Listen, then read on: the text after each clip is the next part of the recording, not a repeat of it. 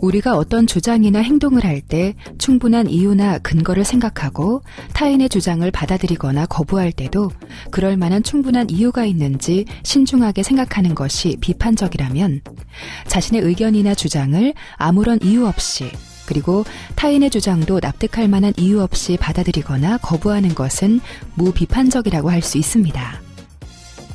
한 예로, 자신의 감정에 따라 충동적으로 생각하고 행동하는 경향이 있거나 자신의 생각이 틀릴 수도 있다는 것을 인정하지 않으며 적합한 이유가 될 수 있는지 따져보지 않는 대학생이라면 무비판적인 사고를 가진 사람이라고 할 수 있습니다.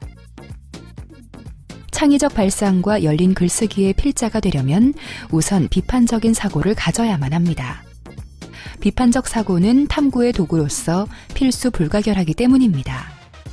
그래서 비판적 사고는 대학 교육에서 무지의 족쇄로부터 벗어나 자유로운 사고를 획득하게 해주는 힘이며, 이것은 고등 지식인으로서 내 삶을 풍요롭게 하는 자산이 됩니다.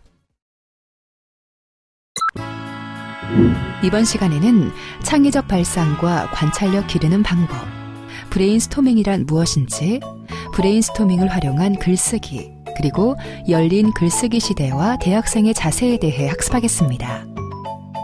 이번 학습을 마무리하고 나면 글쓰기에서 창의적 발상과 관찰력을 중심으로 설명할 수 있으며 브레인스토밍의 개념 및 그 과정을 파악할 수 있습니다.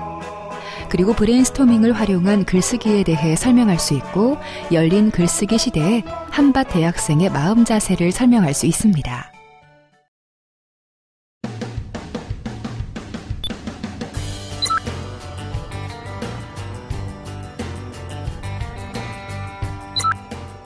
비판적인 사고를 하는 사람은 다른 사람의 주장이나 아이디어를 적대적으로 받아들이는 사람이 아니라 자신의 것이든 남의 것이든 주장과 아이디어를 잘 평가하기 위해 상상력이 매우 풍부하고 또 다른 가능성이나 대안들, 그리고 다른 선택지를 창의적으로 찾아낼 수 있는 사고력이 있어야 합니다. 다시 말해서 어떤 사안에 대해 훌륭한 판단을 내리기 위해서는 다른 사람들이 말하는 것에서 잘못된 점만 찾아내는 것에서 그치지 않고 제시된 것 이외에 다른 점들을 고려하고 다른 관점에서 문제를 바라보며 대안적인 틀을 상상할 수 있는 창의적인 발상이 있어야 합니다.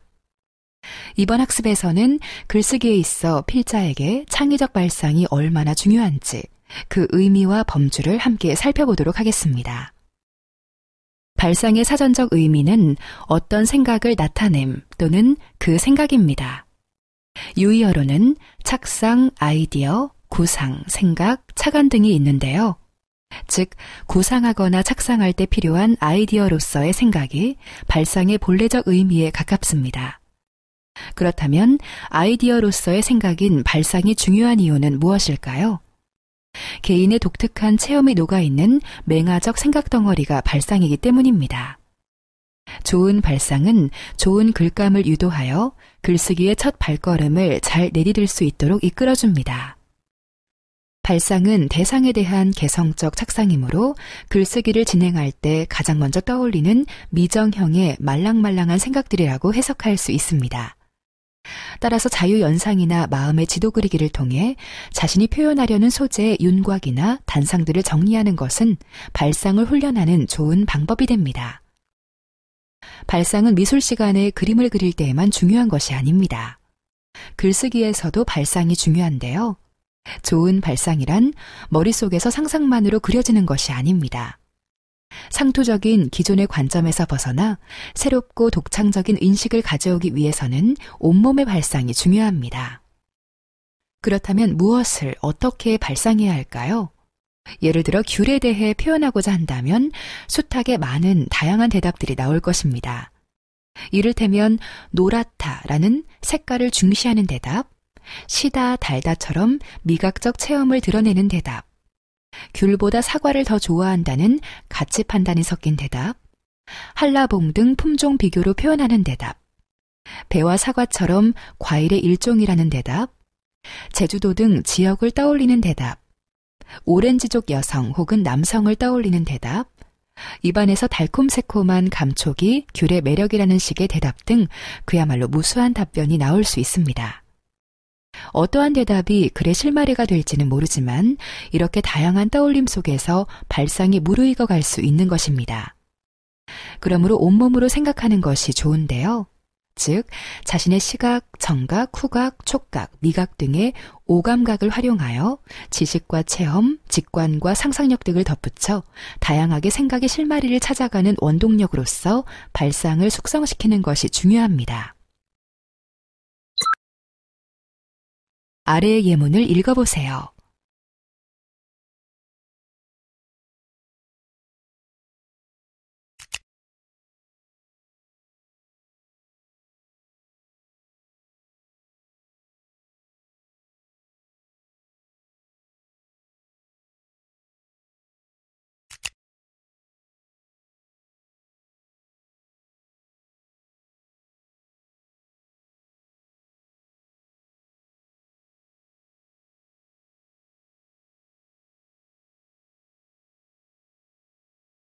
앞의 글은 정호승 시인의 칼럼 중 한 부분입니다. 인생의 벽과 문을 독수리의 삶과 죽음의 벽과 문에 비유하여 삶의 의미를 깨닫는 과정이 필자의 예시에 명백히 드러납니다. 발상이란 이렇듯 일상의 체험이 녹아 있어야 공감과 울림을 전할 수 있는 것입니다. 여러분, 무소유라는 책 읽어보셨나요? 법정 스님이 무소유라는 자신의 글에서 밝혔듯이 무소유의 첫 발상은 독서 체험이나 난 키우기에서 시작되었습니다. 그러나 나중에 쓰인 글은 소유욕의 문제, 무소유의 실천이라는 주제의식으로 연결되었습니다. 스님의 발상은 비폭력 평화주의자인 간디의 삶에 대한 독서 체험으로부터 시작되어 난을 키웠던 개인적 체험이 소유욕과 연결되었으며 나아가 인간의 역사에 대한 사유로 확장되고 나중에는 비움으로써 채워지는 무소유의 본질적인 의미를 성찰하는 것으로 마무리됩니다. 온몸으로 발상을 하기 위해서는 대상에 대한 세심한 관찰이 중요합니다. 세심한 관찰 없이 온몸으로 발상하기란 불가능합니다. 그러므로 무엇보다 자신이 쓰고자 하는 대상에 대해 세밀하고 꼼꼼하게 관찰해야 합니다. 이때 관찰은 그냥 대충 눈으로 보는 것이 아닙니다. 대상의 움직임이나 상태 등에 대해 적극적으로 개입하여 꼼꼼하게 들여다보는 것입니다. 관찰은 흔히 과학적 인식의 도구로 강조되지만 글쓰기에서도 관찰이 중요합니다. 관찰은 호기심이 전제돼야 하며 대상에 대한 관심과 애정이 동반될 때 관찰하는 행위가 창조적 발상으로 이어집니다. 또한 관심과 애정의 크기가 커질수록 반복적인 관찰을 통해 처음과는 다른 새로운 성찰적 깨달음을 얻을 수 있게 됩니다.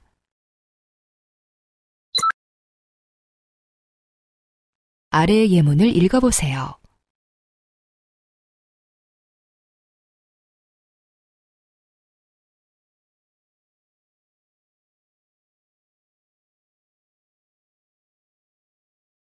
예를 들면 시계에 대한 글을 쓰라는 과제가 주어졌다면 누구든지 시계를 살펴보겠지만 그냥 대충 보아서는 시계를 속속들이 파악할 수 없습니다. 눈에 보이는 대로 시계의 초침, 분침, 시침, 숫자 1에서 12, 유리 덮개 등을 기록하는 것만이 관찰은 아닙니다. 적어도 여러 시간 동안 대상을 주의 깊게 관찰하면서 초침의 움직임, 분침의 움직임, 시침의 움직임이 제공하는 동일성과 차이를 감지할 수 있어야 하며 그 움직임이 전하는 미세한 차이의 의미를 분석하고 상상할 수 있어야 합니다.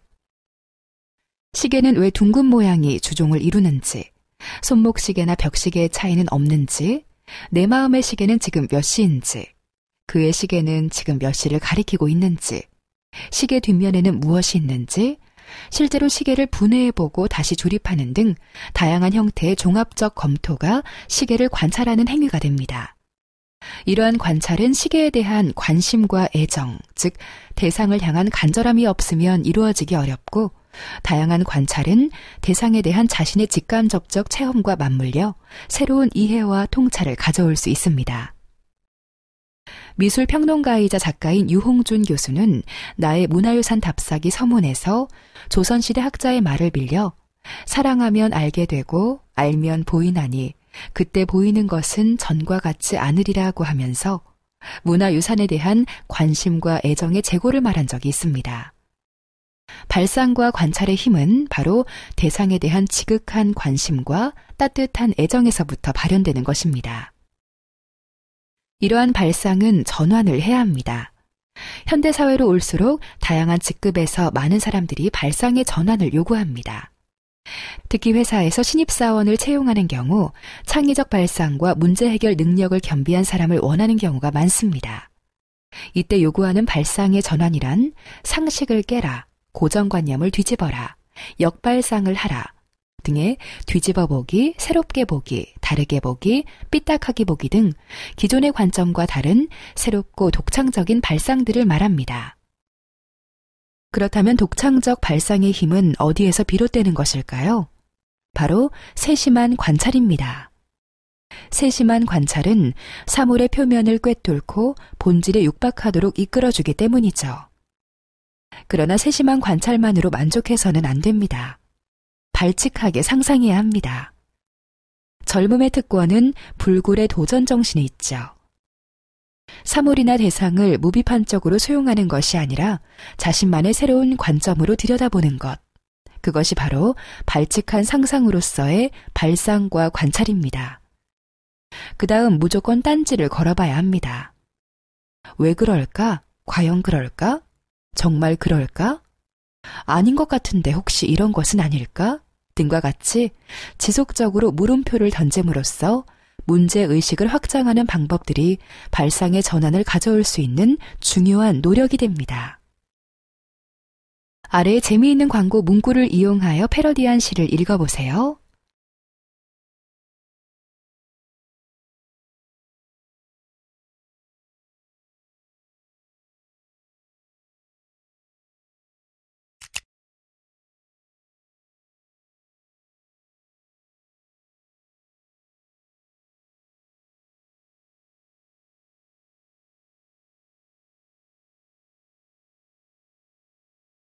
앞의 시는 대기업의 광고 문구를 이용하여 패러디한 뒤 지구를 파헤치는 대기업의 생각 에너지가 지닌 허상을 비판하면서 진정한 생각 에너지는 지구를 자신의 몸처럼 생각하는 친환경적 태도에 있음을 발상의 전환을 통해 강조하는 좋은 글이라 할 수 있습니다.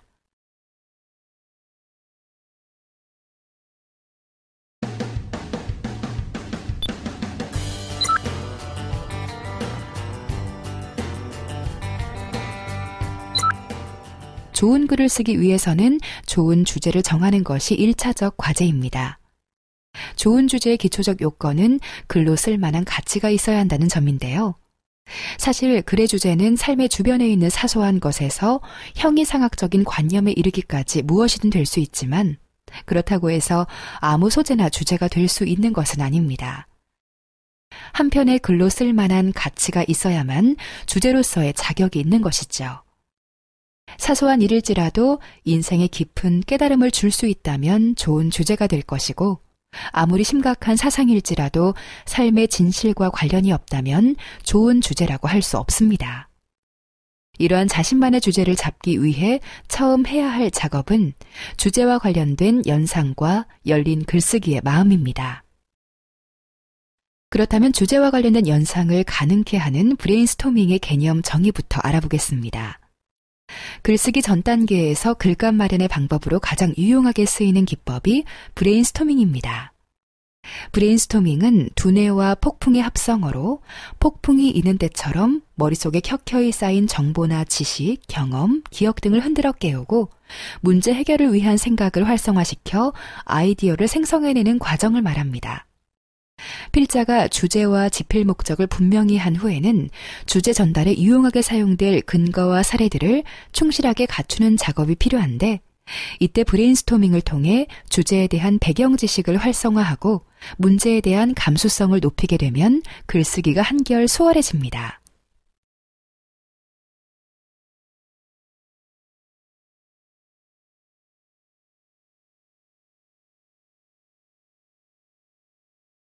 브레인스토밍의 마음 자세를 알아보겠습니다.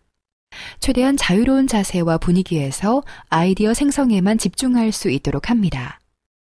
기록을 할 때는 낱말이나 구, 문장, 그림 등 메모의 형태에 구분이나 제한을 두지 말고 메모하는 내용이 브레인스토밍 목적에 적절한지, 유용한 정보인지 등의 판단은 일체하지 않습니다. 주의해야 할 점은 너무 간단하게 메모할 경우 나중에 본인이 다시 읽을 때 무슨 내용을 적었는지 알아볼 수 없는 상황이 발생할 수 있으니 너무 짧은 메모는 지양해야 한다는 점입니다. 여러분, 브레인스토밍이 소주제 발견에 좋은 방법이란 사실을 알고 계시나요? 글쓰기를 통해 전달하고자 하는 주제 또는 지필의 목적을 분명히 한 후에는 그러한 목표를 달성하기 위해 논의해야 할 것이 무엇인지를 고찰해 봅니다. 제재와 관련한 최초의 질문은 복수의 하위 질문으로 나누어 보고 무엇이, 왜, 어떻게 연쇄된 질문으로 전개하여 봅니다.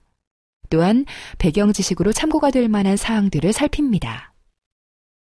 예를 들어 볼까요?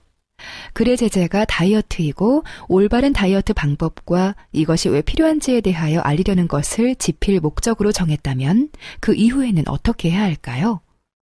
이러한 주제 탐구를 위하여 다이어트의 진정한 의미를 알아보는 과정에서 어원을 살펴볼 수 있고 그와 함께 다이어트라는 활동의 근본적인 목적이나 취지를 알아볼 수 있습니다. 일반적인 다이어트 방법들, 그 방법들이 갖는 다양한 특성, 목적에 따른 다이어트법, 다이어트를 위한 특별 노하우 등을 살펴볼 수 있습니다. 또한 현대인들이 인식하고 있는 다이어트의 의미와 실태를 조사하면서 성공적인 결과를 낳은 경우와 부정적인 결과를 낳은 경우의 비율과 정도를 찾아볼 수 있고 성공적인 경우의 방법과 부정적인 경우의 원인은 무엇이고 부정적 결과의 양상과 심각성은 어느 정도인지 등을 찾아볼 수 있습니다. 이러한 과정에서 올바른 다이어트법은 무엇이며 왜 필요한지에 대한 근거와 대안이 서서히 마련되는 것입니다.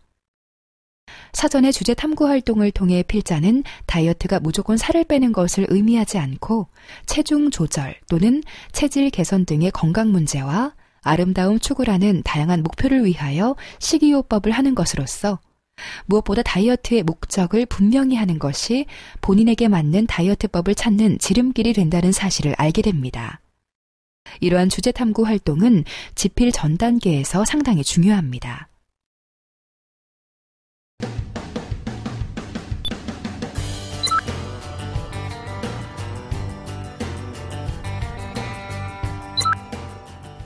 이번에는 브레인스토밍을 활용한 글쓰기에 대해 살펴보도록 하겠습니다. 각종 아이디어를 두루 검토하여 주제와 연결시키는 방법으로 활용하고 글을 쓰기 전에는 주제와 관련하여 의미 있는 정보나 자료를 폭넓게 살펴보는 작업이 필요합니다. 이때는 자신의 경험, 지식, 사고, 감정 등 주제와 관련된 모든 정보를 불러일으켜 활용할 수 있도록 해야 하며 이를 위해 필자 혼자 머리 굴리기 작업을 하기도 하고 주제와 관련한 핵심어들을 중심으로 정보 검색을 할 수도 있습니다. 브레인스토밍을 활용할 때 적용하면 도움이 되는 방법은 낱말이나 구, 문장의 형태를 가리지 않으며 다다익선이라는 마음으로 떠오르는 생각을 거침없이 적습니다. 그리고 정보의 적절성이나 유용성을 판단하려 하지 않아야 합니다. 예를 들어 통신기술의 발달이라는 제재에 대하여 관심을 가지고 현대 과학기술 발달의 결과로 점차 잃어가는 인간미에 대하여 문제의식을 갖도록 하는 글을 계획하고 있는 경우에 브레인스토밍 작업을 살펴보도록 하겠습니다. 통신기술은 다른 사람과의 커뮤니케이션을 위한 편리성과 간편성을 강화하는 기술이라는 것을 확인하고 편지, 전보, 도보, 전화와 같은 과거의 통신기술과 전화, 편지, 인터넷, 휴대폰, SMS, 메신저, 팩스 등 현재의 통신 기술에 대해 알아봅니다.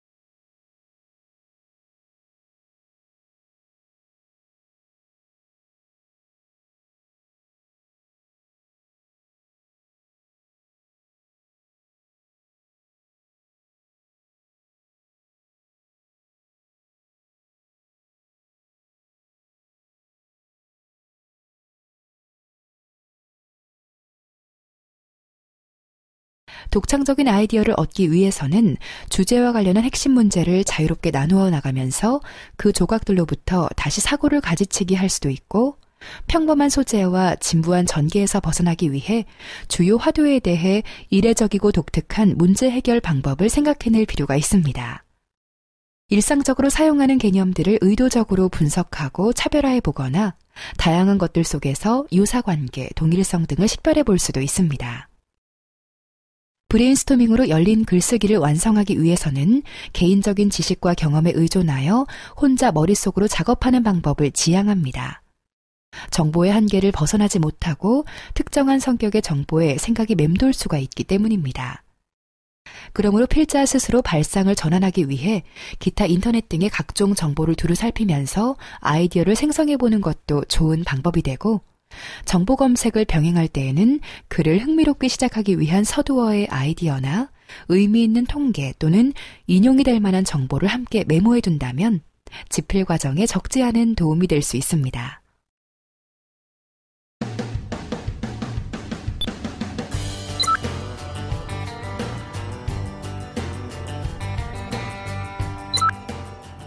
마지막으로 열린 글쓰기 시대와 대학생의 자세를 확인해 보겠습니다. 오늘날 글쓰기는 특정한 전문가의 것이 아니라 누구든지 글을 써서 발표할 수 있는 열린 글쓰기의 시대가 되었음을 알 수 있습니다. 누구든지 웹사이트에 블로그를 만들어 자신의 관심사에 따라 칼럼, 비평 에세이, 취재 기사 등을 적극적으로 올리기도 하고, 한 편의 글을 가지고 한 사람의 작품이 아니라 여러 사람이 함께 작업한 공동의 창작물에도 도전하며 타인의 댓글을 통해 자신의 작품을 수정하거나 타인의 생각을 더 첨가하여 이야기를 확장시키거나 변형시키기도 합니다. 나아가 열린 글쓰기는 원텍스트를 더 나은 방향으로 이끌어주기도 하고 풍부하게 만들어주기도 합니다.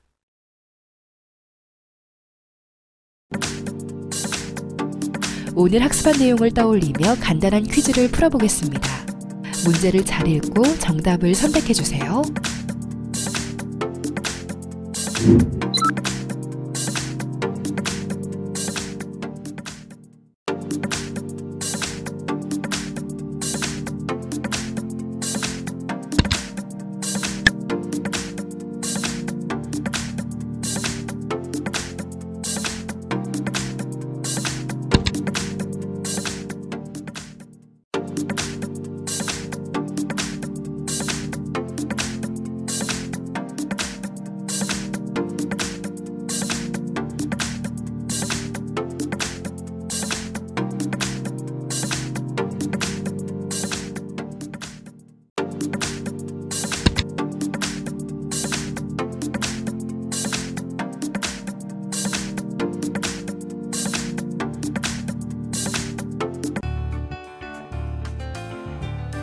이번 시간에 학습한 내용을 정리해 보도록 하겠습니다.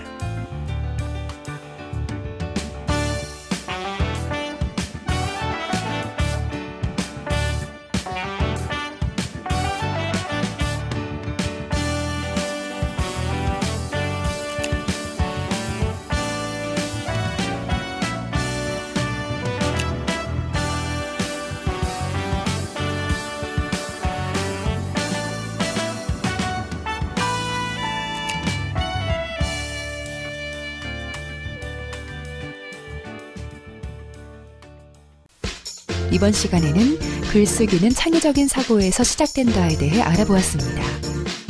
다음 시간에는 글쓰기는 자아와 대화하고 소통하는 도구이다에 대해 학습하도록 하겠습니다. 감사합니다.